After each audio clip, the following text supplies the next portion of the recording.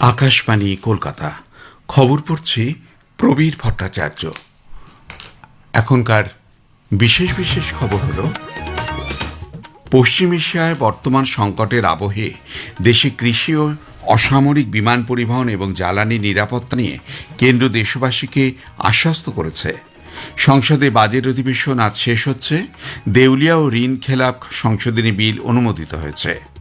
পশ্চিমবঙ্গ বিধানসভা নির্বাচনে দ্বিতীয় দফায় ১৪২টি আসনের ভোট গ্রহণের জন্য আজ বিজ্ঞপ্তি জারি হবে। ইন্দোনেশিয়ার পূর্বাঞ্চলে আজ সকালে ৭.৪ মাত্রা তীব্র সামুদ্রিক কম্পন অনুভূত হয়। চিরাচরিত ধর্মীয় মর্যাদায় দেশজুড়ে আজ হনুমান জয়ন্তী উদযাপিত হচ্ছে। ইডেন গার্ডেন্সে আইপিএল ক্রিকেটে আজ কলকাতা নাইট রাইডার্স ও সানরাইজার্স হায়দ্রাবাদ মুখোমুখি হবে। আসছি বিস্তারিত খবরে। পশ্চিম এশিয়ার বর্তমান সংকটের আবহে দেশে কৃষি, অসামরিক বিমান পরিবহন এবং জ্বালানি নিরাপত্তা নিয়ে দেশবাসীকে আশ্বস্ত করেছে কেন্দ্রীয় সরকার। নতুন দিল্লিতে আয়োজিত এক উচ্চ পর্যায়ের আন্তঃমন্ত্রক বৈঠকে কৃষি ও কৃষক কল্যাণ দপ্তরের অতিরিক্ত সচিব ডক্টর মনিন্দর কৌর দ্বিবেদী জানান যে দেশে খরিফ শস্যের বীজের কোনো ঘাটতি নেই এবং বর্তমানে ১৮৫ লক্ষ কুইন্টালের বেশি বীজ মজুদ রয়েছে। जितने भी प्रमुख फसल हैं उनका पर्याप्त बीज उपलब्ध है। धान, जिसका सबसे ज्यादा अधिक मात्रा में उपयोग होता है, 80.9 lakh quintal, soybean 35.7 lakh quintal, मूंगफली 21.1, मक्का 11.9 और बाकी तुअर, मूंग और उड़द इनकी पर्याप्त मात्रा में बीज की उपलब्धता है। ये बीज की उपलब्धता सभी राज्यों में पर्याप्त क्वांटिटी में अवेलेबल है। অসামরিক বিমান চলাচল মন্ত্রকের যুগ্ম সচিব আংসাংবা চুবা আও জানান যে ঘরোয়া বিমান সংস্থাগুলির জন্য অ্যাভিয়েশন টারবাইন ফুয়েল বা এটিএফ এর উপর মাত্র 25% মূল্য বৃদ্ধির যে সিদ্ধান্ত সরকার নিয়েছে তাকে স্বাগত জানিয়েছে বিমান শিল্পমহল।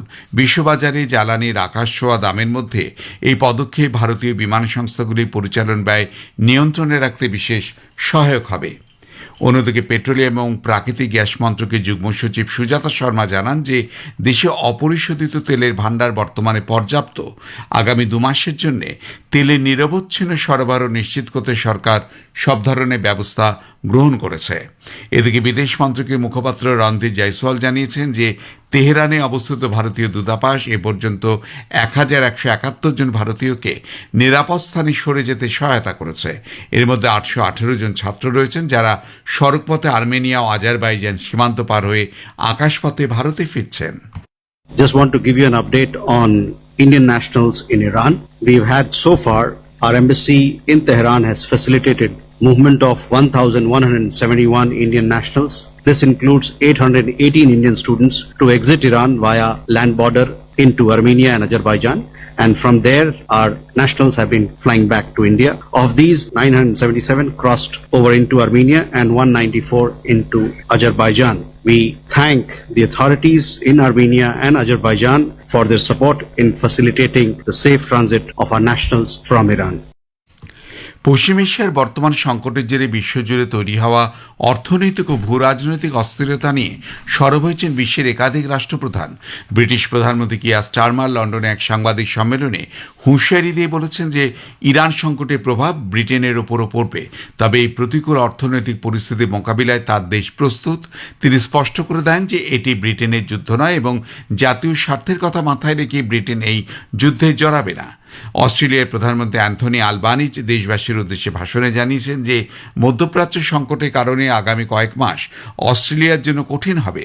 যুদ্ধের সঙ্গে সরাসরি যুক্ত না থাকলেও এর প্রভাবে সাধারণ মানুষ সমস্যার সম্মুখীন হচ্ছেন। হোয়াইট হাউস সূত্রের খবর, মার্কিন রাষ্ট্রপতি ডোনাল্ড ট্রাম্প আজ ইরান পরিস্থিতি নিয়ে জাতির উদ্দেশ্যে ভাষণ দেবেন। আগামী 2 থেকে 3 সপ্তাহের মধ্যে মার্কিন বাহিনী ইরান ত্যাগ করবে বলে তিনি আশা প্রকাশ করেন। সংসদের বাজেট অধিবেশন আজ শেষ হচ্ছে। রাজ্যসভায় আজ অন্ধ্রপ্রদেশ পুনর্গঠন সংশোধনী বিল 2026 নিয়ে আলোচনার জন্য পেশ করার সম্ভাবনা রয়েছে। গত 28 জানুয়ারি বাজেট অধিবেশনের প্রথম পর্ব শুরু হয় এবং 13 ফেব্রুয়ারি পর্যন্ত তা চলে। অধিবেশনের দ্বিতীয় পর্ব গত মাসের 8 তারিখে শুরু হয়েছিল। প্রথম পর্বে রাষ্ট্রপতির ভাষণের উপর ধন্যবাদ প্রস্তাব এবং 2026-27 সালে কেন্দ্রীয় বাজেট নিয়ে আলোচনা হয়।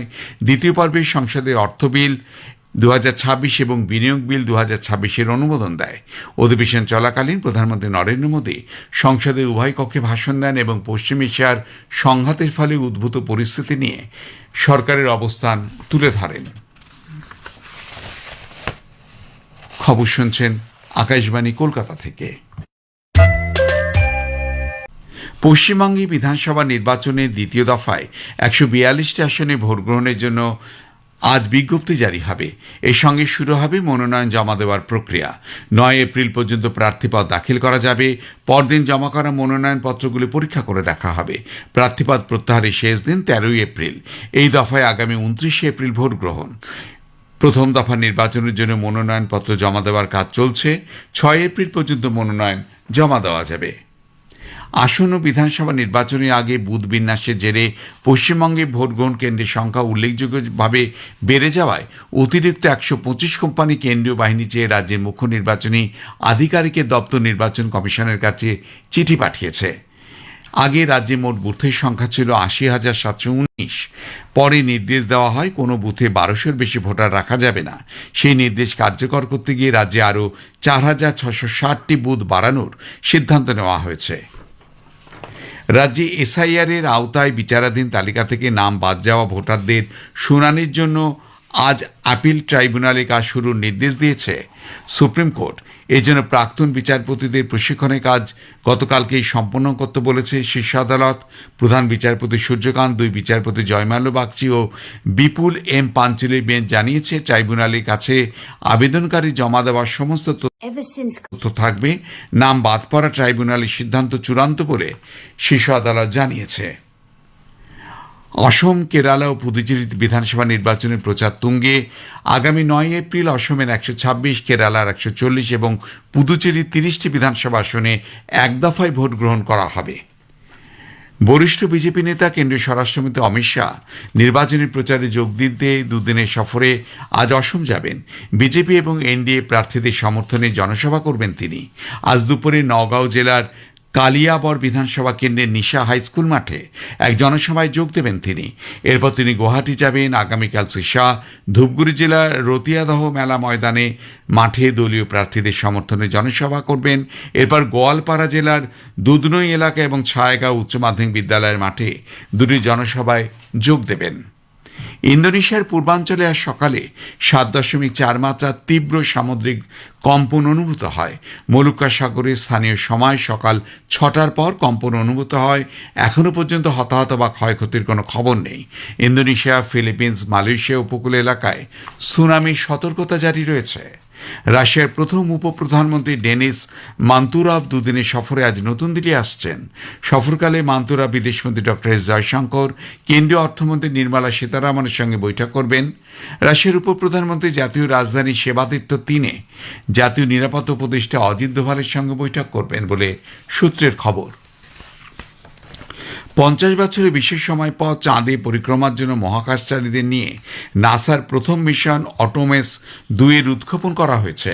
ফ্লোরিডার কেনেডি মহাকাশ কেন্দ্র থেকে ভারতীয় সময় আজ ভোর 4টে নাগাদ 4 জন মহাকাশচারীকে নিয়ে চাঁদের উদ্দেশ্যে পাড়ি দিয়েছে আর্টেমিস 2। চিরাচরিত ধর্মীয় মর্যাদায় দেশজুড়ে আজ হনুমান জয়ন্তী উদযাপিত হচ্ছে। চৈত্র পূর্ণিমা তিথিতে হনুমান জয়ন্তী অনুষ্ঠানের রীতি রয়েছে। সকাল থেকে হনুমান মন্দিরগুলিতে ভক্তদের ভিড় চোখে পড়ছে। নতুন দিল্লি কর্নাট প্লেসে প্রাচীন হনুমান মন্দিরে সকাল থেকে পূজার্চনা শুরু হয়েছে। উত্তরপ্রদেশের মন্দিরগুলিতেও হনুমান চালিসা, সুন্দরকাণ্ড এবং অখণ্ড রামায়ণ পাঠ চলছে। অযোধ্যায় হনুমান গড়ি মন্দিরও আলোকমালায় সেজে উঠেছে। আইপিএল ক্রিকেটে গতকাল লখনৌর একানা স্টেডিয়ামে দিল্লি ক্যাপিটালস 6 উইকেটে লখনৌ সুপার জায়ান্টসকে পরাজিত করেছে। আজ কলকাতা ইডেন গার্ডেন্স সানরাইজার্স হায়দ্রাবাদে মুখোমুখি হবে কলকাতা নাইট রাইডার্স। খেলা শুরু হবে সন্ধ্যে 7:30টায়। শেষ করবার আগে খবরে বিশেষ কিছু অংশ আরেকবার। পশ্চিম এশিয়ার বর্তমান সংকটের আবহে দেশে কৃষি, অসামরিক বিমান পরিবহন এবং জ্বালানি নিরাপত্তা নিয়ে কেন্দ্র দেশবাসীকে আশ্বস্ত করেছে। সংসদে বাজেট অধিবেশন আজ শেষ হচ্ছে। পশ্চিমবঙ্গে বিধানসভা নির্বাচনের দ্বিতীয় দফায় 142টি আসনে ভোট গ্রহণের জন্য আজ বিজ্ঞপ্তি জারি হবে। ইন্দোনেশিয়ার পূর্বাঞ্চলে আজ সকালে 7.4 মাত্রার তীব্র সামুদ্রিক ভূকম্পন অনুভূত হয়। চিরাচরিত ধর্মীয় মর্যাদায় দেশ জুড়ে আজ হনুমান জয়ন্তী উদযাপিত হচ্ছে। খবর শেষ হলো, পরে খবর জাতীয় সংবাদ 7:25।